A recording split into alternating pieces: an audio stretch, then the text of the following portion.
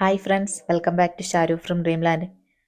നമ്മൾ കോഴിക്കോടുകാരുടെയും കണ്ണൂർക്കാരുടെയും സ്പെഷ്യൽ ഐറ്റമായ കല്ലുമ്മക്കായ് നിറച്ചതാണ് ഞാനിന്ന് ഉണ്ടാക്കാൻ പോകുന്നത്. അപ്പോൾ നമുക്ക് വീഡിയോയിലേക്ക് പോയാലോ. അറിയാത്തവർക്കായി ഞാനിന്ന് ക്ലീനിങ് മുതലേ കാണിക്കുന്നുണ്ട്. ഇവിടെ ഈ തൊലിയോട് കൂടിയ കല്ലുമ്മക്കായ് കാണാൻ വളരെ ബുദ്ധിമുട്ടാട്ടോ. എവിടെയെന്ന് വെച്ചാൽ ഞാനിപ്പോൾ അമേരിക്കയിലാണ് ഉള്ളത്. ഫ്രോസൺ ടൈപ്പൊക്കെ ഇവിടെ കാണാറുണ്ടെങ്കിലും ഈ തൊലിയോട് കൂടിയത് കാണാറേയില്ല. വല്ലപ്പോഴും HEBയിലാണ് ഇത് കിട്ടാറ്. അപ്പോൾ നമുക്ക് ആദ്യം ഇതൊന്ന് നന്നായി ക്ലീൻ ചെയ്തെടുത്താലോ. നന്നായി ഒന്ന് കഴുകിയെടുക്കാവേ ആദ്യം. അതിനുശേഷം ഇതിൻ്റെ പുറന്തോട് നന്നായി ഒന്ന് ക്ലീൻ ചെയ്തെടുക്കണം. ഇതിൽ കാര്യമായി അങ്ങനെ അഴുക്കൊന്നും കാണുന്നില്ല കേട്ടോ. പക്ഷേ നാട്ടിൽ കിട്ടുന്ന നല്ല ഫ്രഷായ കല്ലുമ്മക്കായില്ലേ, അതിൽ പൂഴിയൊക്കെ പിടിച്ചിട്ടുണ്ടാവും.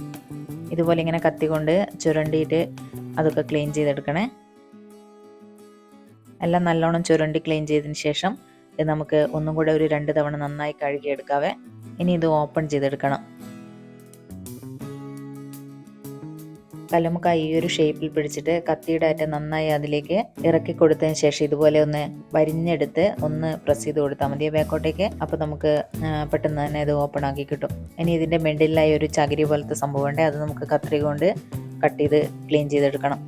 ഇവിടെ കിട്ടുന്നത് കുറച്ചും കൂടി ഈസിയായി നമുക്ക് ഓപ്പൺ ചെയ്യാൻ പറ്റുന്നുണ്ട്. പക്ഷെ നാട്ടിൽ കിട്ടുന്നത് നല്ല ഫ്രഷ് കല്ലുമ്മക്കായല്ലേ, അത് കുറച്ചും കൂടെ നല്ല ടൈറ്റായിട്ട് എനിക്ക് ഓപ്പൺ ചെയ്യാൻ കുറച്ച് ബുദ്ധിമുട്ട് തോന്നാറുണ്ട്. എല്ലാം ഓപ്പൺ ആക്കി ഇതുപോലെ ഒന്ന് കമഴ്ത്തി വെക്കണേ, ഇതിൻ്റെ ഉള്ളിലുള്ള വെള്ളമൊക്കെ ഒന്ന് വാർന്നു പോകാൻ വേണ്ടി. ഇനി നമുക്കിതിൽ നിറക്കാനുള്ള അരി കുഴച്ചെടുക്കാവേ. ഉപ്പത്തിന് വേണ്ടി പുട്ടുപൊടി ഉപയോഗിച്ചാണ് ചെയ്യുന്നത്. ഇനി ഇതിൽ നല്ല തിളക്കുന്ന വെള്ളം ഒഴിച്ചൊന്ന് കുഴച്ചെടുക്കണേ. ഞാനിപ്പോൾ എടുത്തിരിക്കുന്നത് നിറപറയുടെ പുട്ടുപൊടിയാണ്. ഇത് കുറച്ച് തരിയോട് കൂടിയ പുട്ടുപൊടിയാണ്. നിങ്ങൾ മാവ് അരച്ചെടുക്കുകയാണെങ്കിൽ തന്നെ അധികം നൈസായിട്ട് അരച്ചെടുക്കാൻ പാടില്ല കേട്ടോ. കുറച്ച് തരി പോലെ വേണം. ഞാനിതിൽ കുറച്ച് തേങ്ങാപ്പാലും കൂടെ ചേർക്കുന്നുണ്ട്. നമ്മൾ അരി അരച്ചെടുക്കുകയാണെങ്കിൽ അതിൽ തേങ്ങയും മഞ്ഞപ്പൊടിയും പിന്നെ പെരിഞ്ചീരകമൊക്കെ ചേർത്തിട്ടാണ് അരച്ചെടുക്കുക. അതിന് പകരം ഞാൻ തേങ്ങാപ്പാലും കൂടി ചേർത്ത് 1 സ്പൂൺ പെരിഞ്ചീരകപ്പൊടിയും കുറച്ച് മഞ്ഞൾപ്പൊടിയും ചേർക്കാവേ. എല്ലാം കൂടെ നന്നായി കുഴച്ച് ഇതുപോലെ സെറ്റ് ചെയ്തെടുത്തിട്ടുണ്ട്. ഇനി ഇത് കല്ലുമ്മക്കായ എടുത്ത് അതിലേക്ക് നിറച്ചെടുക്കണം. ഇതുപോലെ പതുക്കെ നിറച്ച് ഒന്ന് ഷേപ്പ് ചെയ്തെടുക്കണേ. അതുപോലെ നമുക്കെല്ലാം ചെയ്തെടുക്കാം.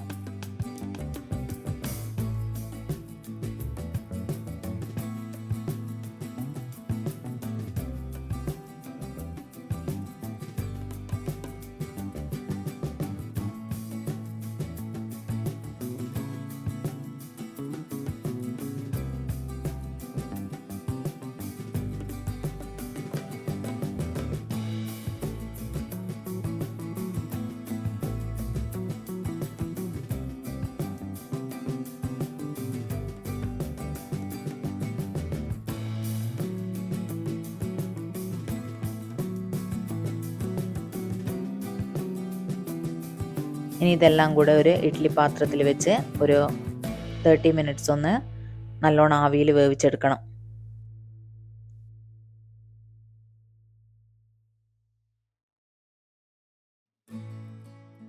ഇപ്പോൾ 30 മിനിറ്റ്സ് കഴിഞ്ഞിട്ടുണ്ട്. ഇനി ഇത് ഓപ്പൺ ചെയ്ത് നോക്കാം. നമുക്ക് നല്ലോണം വെന്ത് സെറ്റായിട്ടുണ്ട് കേട്ടോ എല്ലാം. ഇപ്പോൾ തന്നെ അതിൻ്റെ തോട് മാറ്റാൻ ശ്രമിക്കരുത്. അപ്പോൾ ചിലപ്പോൾ അത് നമുക്ക് വൃത്തിയായി കിട്ടില്ല.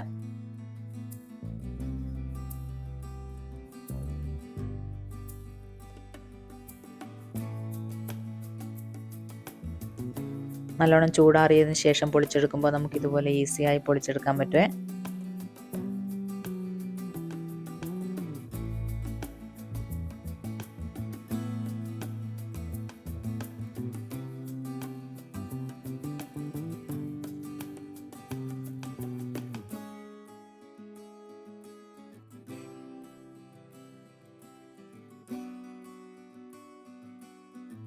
ഇനി ഇതിനെ മുക്കിപ്പൊരിക്കാനുള്ള ഒരു മസാല കൂടി തയ്യാറാക്കണം.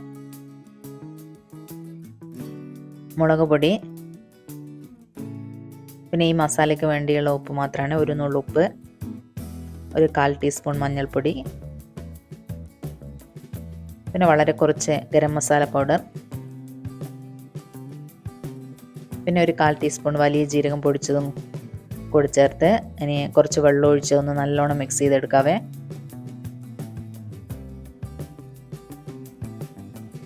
ഇനി അതിലേക്ക് ചെറിയുള്ളി അരിഞ്ഞതും വെളുത്തുള്ളി അരിഞ്ഞതും, ചിലർ അരി അരക്കുമ്പോൾ തന്നെ ചെറിയുള്ളിയും കൂടെ ചേർത്താണ് അരയ്ക്കുക. ഞാൻ അങ്ങനെ ചെയ്യാത്തതുകൊണ്ട് ഞാനിപ്പോൾ ആ ഒരു ഫ്ലേവർ കിട്ടാൻ വേണ്ടി ഇപ്പോഴാണ് ചേർത്തിരിക്കുന്നത്. പിന്നെ കുറച്ച് കറിവേപ്പിലയും ചേർക്കുന്നുണ്ട്. ഇനി നമുക്ക് കല്ലുമ്മക്കായ ഇതിലിട്ട് നന്നായി ഒന്ന് മിക്സ് ചെയ്തെടുക്കണം.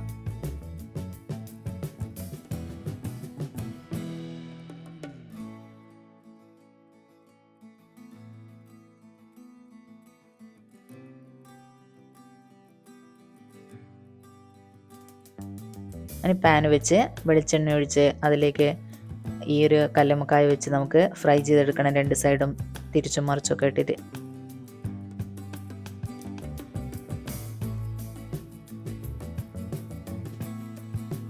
മുകളിൽ കറി ലീഫും ആ വെളുത്തുള്ളിയൊക്കെ ഇട്ട് കൊടുക്കാവേ.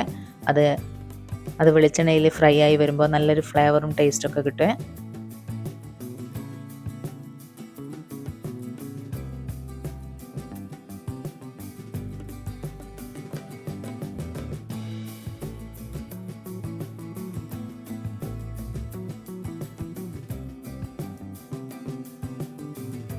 ഇതുപോലെ എല്ലാ ഭാഗവും ഒന്ന് ഫ്രൈ ചെയ്തെടുക്കാം.